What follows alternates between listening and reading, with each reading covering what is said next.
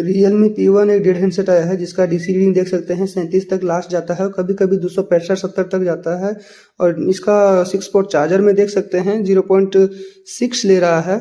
इस कंडीशन में CPU RAM dry sold होने के कारण होता है और या तो गिरने की वजह से पेड लाइन CPU और रैम का कट जाने का कारण होता है। तो चलिए इसको फटाफट फिक्स करते हैं।